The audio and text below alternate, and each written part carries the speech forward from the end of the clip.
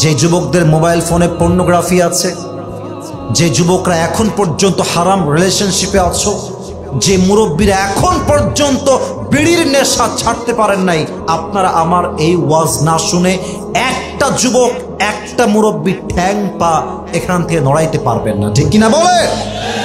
বেনামাজি বান্দার সামনে যখন মালাকুল মওত আসবে, তার এই দেহের চামড়ার রং হবে নীলাভ বর্ণের চেহারা। আমার চোখ দেখেন, এই দুইটা চোখ হবে বিশাল বড় বড় এবং লাল টকটকে চোখ। পা থাকবে জমিনে, মাথা থাকবে আকাশ বরাবর বিশাল। দেহের পোশাক হবে কালো কুৎসিত পোশাক। বেনামাজি যুবক আর মুরব্বী যখন মালাকুল মওতের ভয়ঙ্কর চেহারা দেখবে, তার পুরো দুই হাত এবং পা এরকম ভাবে থর থর থর থর থর থর করে কাঁপবে। মালাকুল মওত বেনামাজির রূহের দিকে চিৎকার দিয়ে বলবে, ইয়া আইয়াতুহান নাফসুল খাবিসা উখরুজি ইলা গযাবিল্লাহ। এই বেনামাজি বান্দা, বের হয়ে আয়, আল্লাহর গজবের দিকে, জাহান্নামের দিকে বের হয়ে আয়।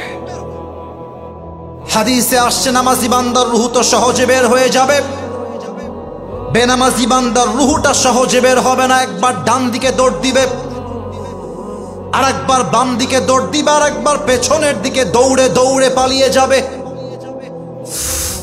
আমার বাম হাত সবাই দেখবেন, আমি হাদিসটাকে জাস্ট প্র্যাকটিক্যালি অভিনয় করে বুঝাচ্ছি, just to make you realise what is the pain of death. মৃত্যুর যন্ত্রণা কত বেশি, আমি জাস্ট অভিনয় করে আপনাকে বোঝাতে চাই। আমার বাম হাত দেখবেন সবাই। মালাকুল মওত তার বাম হাতটা পেছনের দিকে নেবে, জাস্ট লাইক দিস, এভাবে। আর পেছন থেকে মালাকুল মওত বেনামাজির রূহের দিকে বাম হাত দিয়ে একটা থাবা দিবে।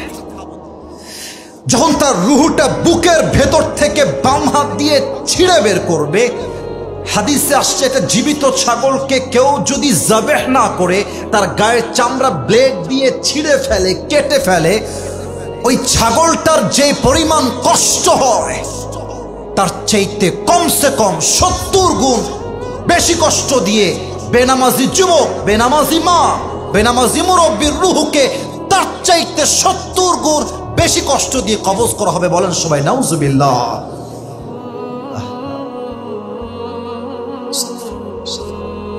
আচ্ছা প্রিয় ভাইরা, বলেন তো, যা নামাজ পড়ে না, আচ্ছা আমি ধমক দিচ্ছি না, আমি মনে করেন যে আমি আসিফ হুজুরই না, মনে করেন আমি আপনার আপন মায়ের পেটের ভাই, আপনার ভাই আমি। আচ্ছা আপনি বলেন যে নামাজ পড়ছি না হুজুর, আমার কাজ আছে। আচ্ছা হুজুর নামাজ পড়ছি না, আমার ক্লাস আছে। আচ্ছা হুজুর নামাজ পড়ছি না, আমার একটা অ্যাপয়েন্টমেন্ট আছে, খুবই দরকারি অ্যাপয়েন্টমেন্ট।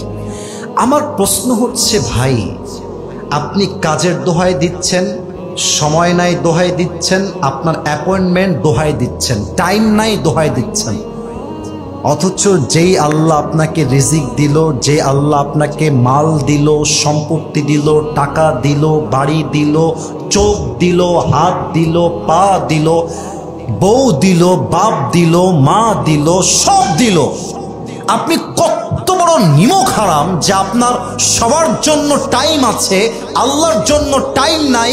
এর মানে আপনার মতো বড় নিমক হারাম আর কেউ হতে পারে না, ঠিক কিনা বলে?